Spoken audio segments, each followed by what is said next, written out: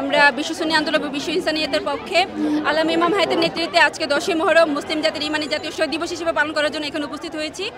এবং শহীদ দিবসের যে মূল দিশা এবং শিক্ষা সেটা হচ্ছে যে জীবন এবং আত্মা থেকে সকল প্রকার মূলকীয়ত সকল প্রকার বস্তুবাদ এবং সকল প্রকার মিথ্যা জুলুমকে উৎখাত করে যে